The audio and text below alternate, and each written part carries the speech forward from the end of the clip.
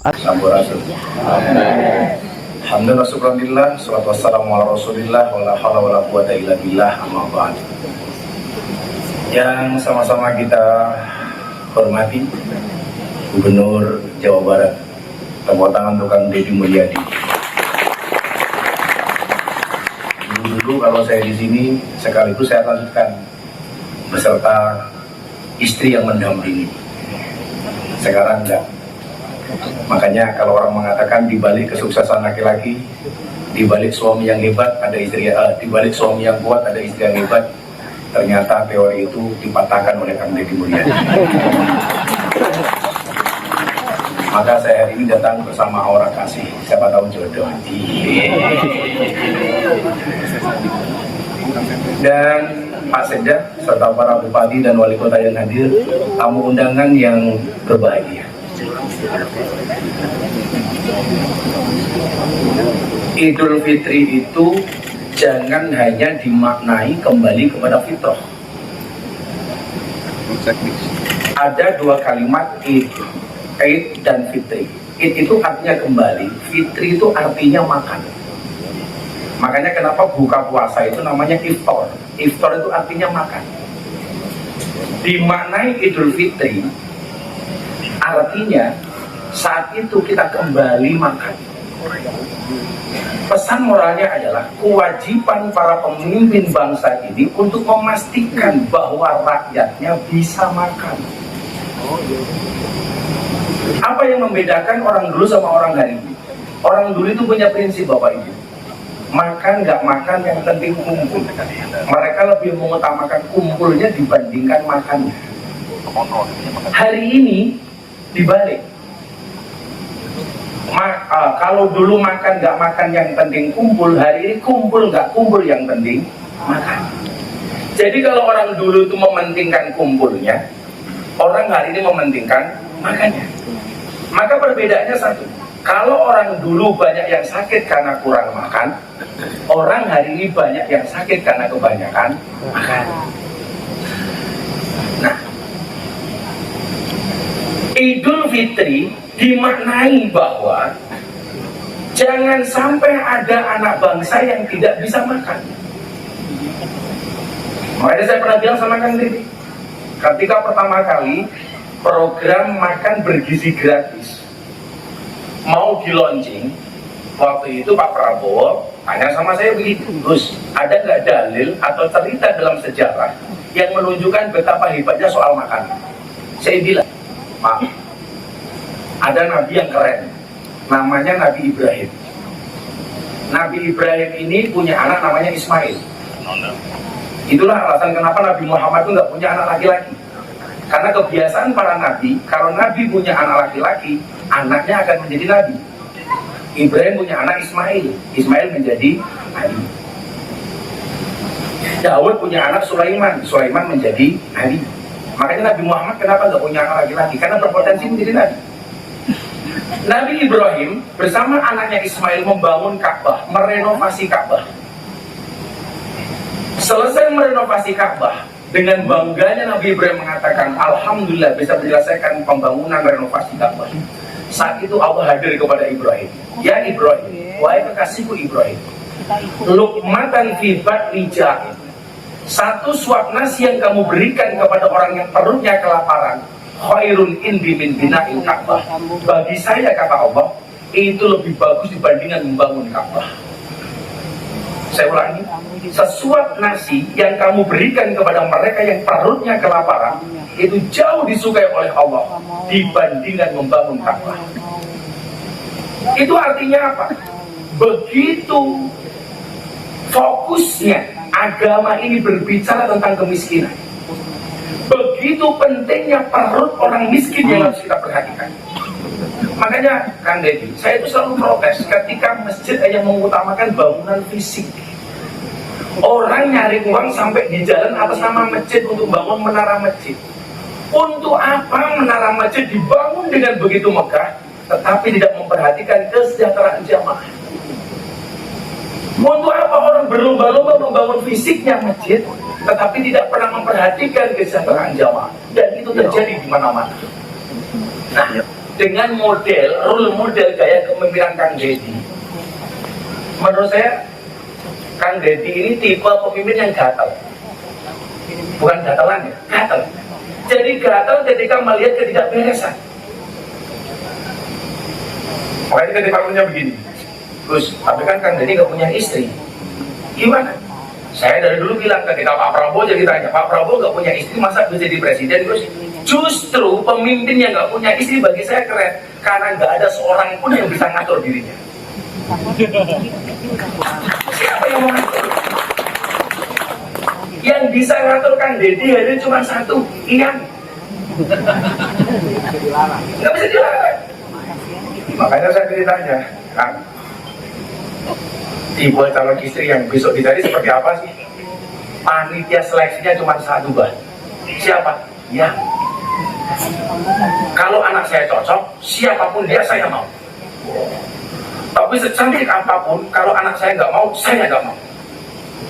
Makanya awal mula saya minta rekom untuk Kang Deddy itu, banyak kawan-kawan saya di Jakarta tuh bilang, beneran Gus, Kang Deddy bisa jadi gubernur? Saya yang jamin. Karena mohon maaf Ibu, hubungan saya dengan Kang Deddy itu, saya sebenarnya sakit kemarin. Saya bilang sama istri saya, udah Subang, saya udah lama nggak ketemu Kang Deddy. Karena cinta saya kepada Kang Deddy ini seperti air kencing di dalam kolam renang. Maksudnya apa? Wujudnya tidak nampak tapi hangatnya bisa dirasakan.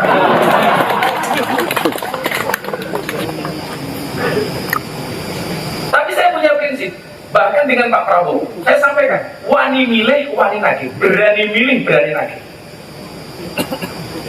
Hari ini kita berani memilih Kang Deddy.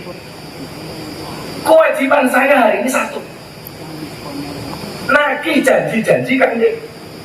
Mana Kang Deddy menjadi saksi. Begitu Presiden mengatakan sama saya, Gus kita pengen jadi menteri enggak? Enggak. Gus kita pengen ini enggak? Enggak.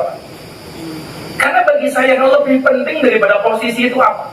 Memastikan calon yang kita dukung melaksanakan program janji kampanye yang benar-benar dilakukan untuk rakyat. Gak penting saya dapat apa, tapi bagaimana kemudian rakyat Jawa Barat bisa bahagia bersama Kang Deddy Mulyadi.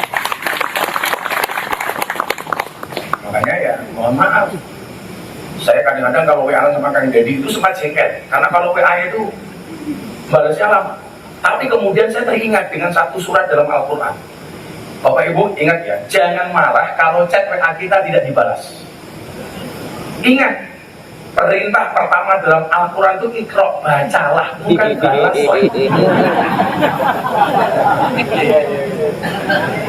Bacalah Pak, bukan balas. Kita hari ini punya optimisme ke depan, punya presiden, punya gubernur, dan saya berdoa mudah-mudahan bupati wali kota di bawahnya Kang Deddy ritmenya bisa menyusulkan gubernurnya, amin. Kita punya optimisme bahwa bangsa ini akan besar. Bapak Ibu, di tengah isu efisiensi, seorang Deddy Mulyadi mampu menerjemahkan efisiensi itu dengan sangat cantik. Ini berangkat dari apa? Dari optimisme. Apa bedanya optimisme dengan pesimisme? Orang optimis itu melihat peluang dalam masalah, sementara orang pesimis melihat masalah dalam peluang. Orang optimis melihat peluang dalam masalah. Tahun 99 2000, orang-orang Jogja mengatakan lokalisasi itu masalah. Bagi saya itu peluang. Orang nggak berani masuk lokalisasi, saya datang. Orang hanya menghujat para PSK, saya datang mengulurkan tangan. Ini orang optimis. Kalau ada gelas, isi airnya setengah. Apa yang membedakan kalimat orang optimis sama pesimis? Bedanya satu. Kalau orang optimis akan mengatakan, Alhamdulillah isinya masih separuh. Sementara orang pesimis akan mengatakan, isinya tinggal separuh. Orang optimis melihat lebihnya, orang pesimis melihat kurangnya. Efisiensi yang didengungkan oleh Presiden Prabowo ternyata tidak mengurangi kinerja orang yang optimis seperti gubernur kita. Contoh solusi, dari dulu Pak sopir andong itu nggak punya solusi. Yang bikin kemacetan ya itu saja. Ternyata di tangan Deddy Mulyadi enteng Pak. bayar rampung Pak, nggak ada masalah. Apa kita nggak bangga Pak? Makanya saya bilang, pengen jadi orang top di Indonesia itu caranya cuma 3. 1, membuat masalah besar. Ini pasti terkenal. 2, melawan orang besar. 3, berprestasi besar. Alhamdulillah kita punya gubernur yang ketiga Pak, berprestasi besar. Kalau cuma ingin viral gampang Pak, ST saja viral Pak. Viral. Makanya tadi di dalam Kang Deddy mau ngasih saya ST, saya bilang saya kopi saja Kang, kenapa? Kalau kopi saya masih minum, kalau ST saya trauma. Nah, terakhir, karena saya tiap hari teleponan sama beliau, kita tatap 2045 Indonesia menuju Indonesia Emas. Jangan kemudian kita takut dengan bayangan-bayangan. Gus, kalau hari ini efisiensi bagaimana, ekonomi begini, bla bla bla bla bla bla. Coba Bapak Ibu jawab pertanyaan saya. Bayangkan kalau Anda naik perahu di tengah sungai, perahunya bocor. Di samping perahu itu banyak buaya. Apa yang harus Bapak Ibu lakukan? Rata-rata jawabannya berdoa, pasrah, tawakal. Itu benar Pak, tapi yang saya minta jawabannya bukan itu. Bayangkan kalau Anda naik perahu, di tengah sungai perahunya bocor, di sekeliling perahu itu banyak buaya. Apa yang harus Anda lakukan? Yang harus Anda lakukan cuma satu. Apa? Berhenti membayangkan. Ketakutan kita itu karena bayangan-bayangan masa depan kan. Gitu. Maka optimisme itu berangkat dari mindset. Bapak Ibu, Anda tahu siapa Raja Hutan? Harimau. Raja Hutan itu kenapa bukan gajah? Padahal gajah badannya besar. Kenapa bukan jerapah yang paling tinggi? Atau bukan citah yang larinya paling kencang? Tapi justru yang bisa menjadi Raja Hutan itu adalah singa. Padahal singa badannya tidak lebih besar dibandingkan gajah, larinya tidak lebih kencang dibandingkan citah. Jawabannya kenapa Pak? Mindset Pak. Singa itu ketika melihat gajah yang dilihat makan siang, semakin besar gajah dilihatnya, semakin banyak stok makanannya. Singa berhasil mereduksi keberadaan gajah hanya sebatas makan siang. Ini mindset. Kesuksesan itu 10% karena kecerdasan, tapi 90% karena mentalitas. Mentalitas inilah yang dibutuhkan untuk membangun Indonesia dan Jawa Barat. Dan saya meyakini pemimpin-pemimpin seperti Kang Deddy terpilih karena punya kemampuan. Beliau viral karena prestasi, bukan karena sensasi. Terima kasih. Assalamualaikum warahmatullahi wabarakatuh.